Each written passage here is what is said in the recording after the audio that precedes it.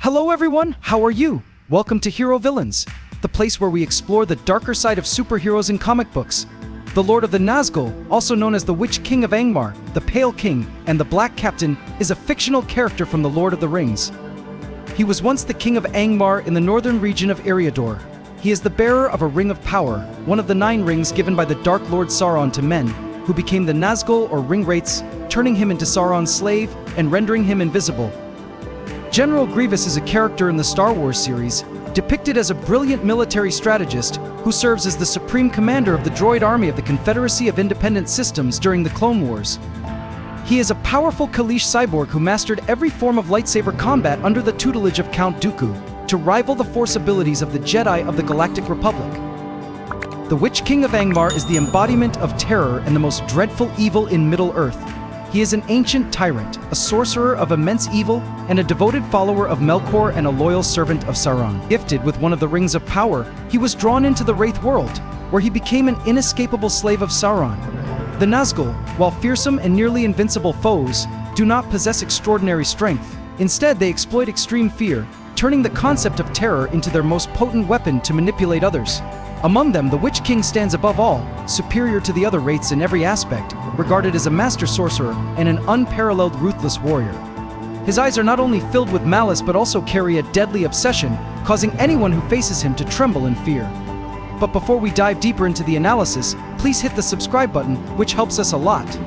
Thank you so much, and don't forget to turn on notifications by clicking the bell icon. The Witch-King, the brutal commander of Sauron's army, conquered vast lands in Middle-earth, including Minas Ithil, later known as Minas Morgul, and Angmar, where he ruled and brought darkness and widespread plague to the region. Like the other Nazgûl, the Witch-King is the embodiment of evil and shadows, drawn to the dark realms where Sauron resides, where sunlight cannot reach.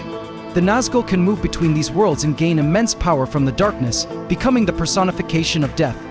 General Grievous and the Witch-King are terrifying symbols of the factions they represent, both respected by their opponents. They both rose from the most dreadful circumstances to become powerful commanders, leading their armies in battles that decided the fate of their respective universes. Their brutality lies not only in their combat abilities but also in their sharp intellect, always seeking to destroy their enemies at any cost. Facing them is facing horror and inescapable despair. The presence of the Witch-King is not only a symbol of destruction but also a source of dreadful disease and inescapable pain. When Merry and Eowyn confronted him, they were tormented by a severe illness, and it seemed fate had destined them to die before his evil power. Only the great healing magic of Aragorn, one of the most powerful spells from Lord Elrond, saved them from the brink of doom. Like his master Sauron, the Witch-King is a powerful sorcerer capable of summoning deadly entities, calling forth wraiths like the Barrow Wights, who can cause catastrophic destruction, even burning down towns. During the siege of Minas Tirith, Sauron's army used a massive battering ram named Grond, after Morgoth's hammer, to try to break through the Great Gate of Gondor. But all efforts were in vain until the Lord of the Nazgûl appeared. With long-forgotten languages, possibly the Black Speech or ancient Númenórean, he whispered curses into the earth, causing it to warp and decay under his power. He repeated these words 3 times, then enchanted the battering ram, and in a blinding flash of light, the ram struck with the force of lightning, breaking the gate and unleashing a blazing fire of destruction. Each strike was not just a crack on the wall, but an echo of unstoppable destruction. General Grievous, hailing from Kaleesh, was one of the most brilliant military strategists of his time, who drove murderous invaders from his homeland, sacrificing his organic body to replace it with a cybernetic one, becoming the leader of the largest droid army the galaxy had ever seen. Proud of his record of Jedi kills, Grievous slaughtered countless Jedi, toppled intergalactic leaders, and waged a brutal 3-year war that forced the Republic to submit. He attacked the galactic capital Coruscant and kidnapped the most powerful man in the entire galaxy, spreading fear to anyone who dared face him. With his brutality, Grievous slaughtered thousands of well-trained clone warriors in a bloodbath that stretched from the core worlds to the Outer Rim. During the Clone Wars, no one caused more casualties to the Republic forces than Grievous, and he was only defeated by one of the most powerful Jedi Masters. Using 4 lightsabers in combat, Grievous became a terrifying figure that made his enemies flee in horror. He is a symbol of the military might of the Separatist Alliance, with a nearly endless supply of killer robots, embodying the nightmare of war that no one can forget. Grievous's ruthlessness extends beyond the battlefield and is evident in his murderous gaze. When the Nazgûl, including the Witch-King, pursued the bearer of the One Ring, Gandalf rode to Weathertop, where he confronted the Wraiths, especially the Witch-King. Although incarnated and limited in power, Gandalf is still an Ainu, capable of summoning incredibly powerful physical magic and using his innate fire to bend reality to his will. However, he faced the terrifying power of the Witch-King. The fiery clashes from their battle were sights not seen since the War of Wrath, a monumental and fearsome confrontation. Even Frodo and Aragorn, though fleeing and miles away, could see the battle, describing it as lightning bolts slashing across the dark sky. In the kingdom of Angmar, where the Witch-King ruled, he could control the weather and temperature, making the vast land either freeze or burn at any moment. Gandalf's battle with the Witch-King was fierce, but in this dire situation, could Gandalf's power stand against the unparalleled might of the Witch-King? In another scenario, the four spinning lightsabers of General Grievous would quickly take down any orc, and if Grievous leapt 30 meters into the air and slammed down on a child, that night would witness a horrific massacre. Azog was accustomed to dealing with orcs and goblins, but General Grievous, trained by Count Dooku in the Jedi arts and skilled in killing Jedi, was an opponent far beyond his comprehension. Honestly, everyone knows the outcome of this confrontation, and who would walk away victorious. The Witch-King is a powerful and fearsome entity, with the ability to wield superior runes and dark magic, matched only by his master. Gandalf, though unafraid of the Nazgûl, was forced to keep his distance from them. Imagine the power of these creatures over those easily frightened. Most beings in Middle-earth feared the Nazgûl. But the Witch-King was an exception. As Tolkien noted, he was stronger than anyone else. When they advanced toward the Shire, the Dunedain were sent as guards, but when the Nazgûl rode in, most fled. The remaining ones, even Nazgûl, dared not confront him directly, and at night, they waited for the Witch-King to sweep them all away. How he did this remains a mystery. Was it through magic or melee strength?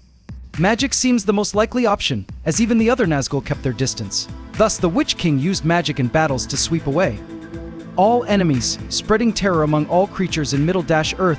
Grievous became one of the greatest Jedi hunters, a meticulous war machine, combined with a human skeleton, with a new mask modeled after the skull mask he wore when he was a Kaleesh warlord, turning him into a nightmare of design.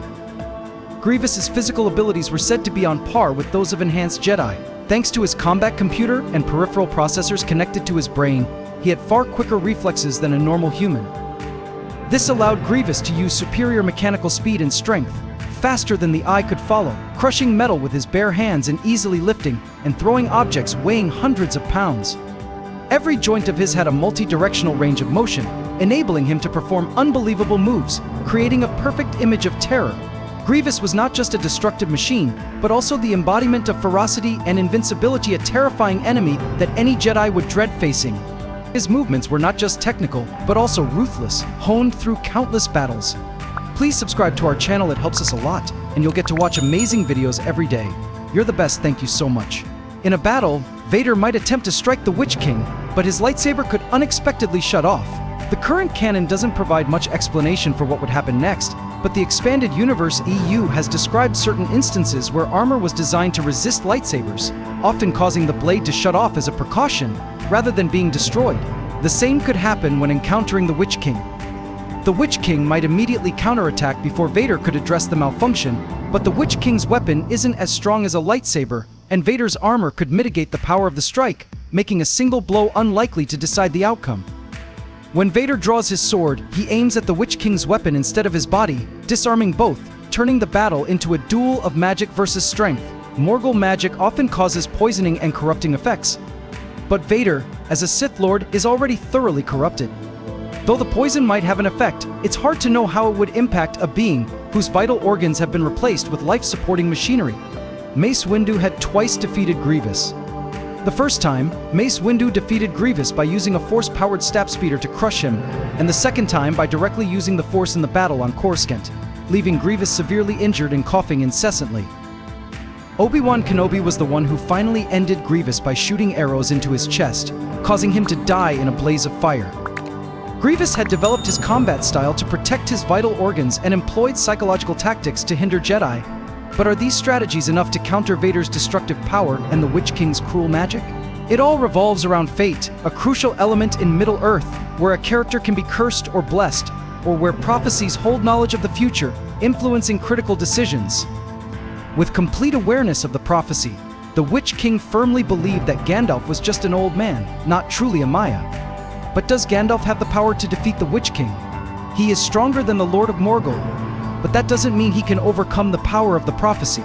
When given the chance to face him directly, what will happen? Grievous, with his ability to handle Jedi targets, relies heavily on weakening or disabling their powers. His primary method is to use intimidation tactics and psychological warfare to disrupt the opponent's focus, preventing them from using their full force abilities against him. But when these efforts fail, Grievous is still fully capable of defending himself, dodging telepathic attacks, and slicing through objects flying toward him with his sharp lightsabers. The Witch-King's confidence and Grievous's combat skills will determine the fate of both sides, creating a dramatic battle. Gandalf is caught in the whirlpool of fate, as he already knows the consequences of every decision he makes. If he chooses to confront the Witch-King, he might be able to destroy him, but it could lead to Faramir's death and other tragedies at the fortress. In this situation, even if Gandalf could meet the conditions of the prophecy, he still chooses a different path, showing that fate is stronger than his power when facing the Witch-King. Even Merry was unaware of the power of the dagger in his hand, that it could harm the Witch-King. Tom Bombadil had told the hobbits a little about the history of the daggers, but to Merry, it was just an ancient sword, finely crafted, and perfect for a hobbit. He had no idea it carried any special power, nor did he think to mention it to Eowyn. If he had, she might not have understood its deeper significance. Considered the evil genius behind cruel alliances and the perpetrator of countless crimes, Grievous was a cunning and experienced warrior. His ability to regenerate his body, combined with training under Count Dooku in the Jedi arts, turned him into a destructive fighter. Grievous was not only the most notorious Jedi killer of his time, but also a combatant capable of rivaling the most skilled Jedi swordsman, where life and death were determined with every brutal swing of the blade. I believe that all future Nazgûl were proud and self-reliant individuals, possessing significant power even without the support of the One Ring.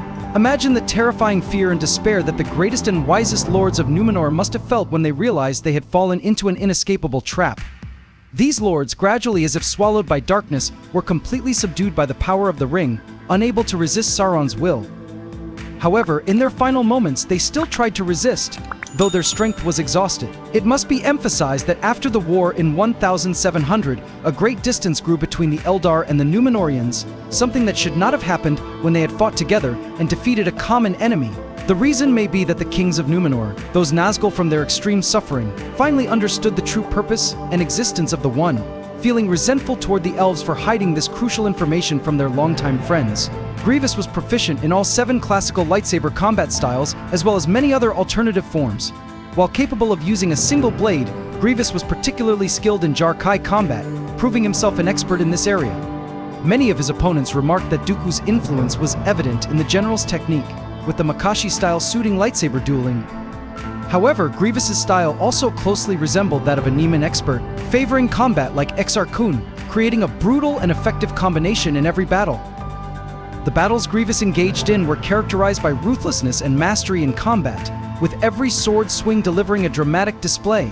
However, Sauron had to wait 550 years before the last Númenórean turned into a wraith, who was believed to be the strongest of them and the leader of the pack. What Sauron did not anticipate, or perhaps did not know, was that while the ring-bearer completely succumbed to it, the ring did not make them act entirely according to its will unconsciously, nor did it foster loyalty to the Dark Lord.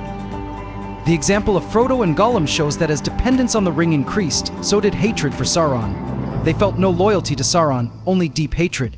Therefore, the Witch-King, a Númenórean, developed such intense hatred toward his master that, with enormous effort, he mustered enough willpower to resist Sauron's orders and not let Númenor be subdued.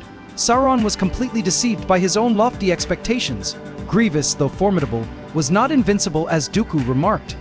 Despite being powerful and aggressive, Grievous could be mistaken for being unpredictable and lacking subtlety.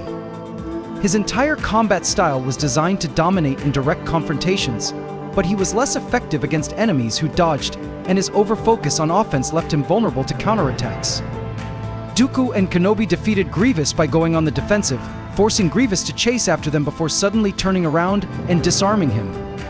Recognizing his student's shortcomings, Count Dooku taught Grievous how to use psychological warfare tactics to prevent opponents from exploiting his weaknesses, keeping him from falling into the traps he had faced in battles. I would choose the Witch-King. General Grievous is a living creature with no special powers. He only has armor, exoskeleton, and a droid army, which are useless in a duel. On the other hand, the Witch King is a powerful sorcerer with many abilities and is also skilled in weapon use, but there are two things that will help him win. What do you think? I know you will have thoughts and feelings about this. Thank you for watching. That's the video for today, and we'd love to hear your opinions. We hope you enjoyed the video, and we'll stop here. Thank you so much.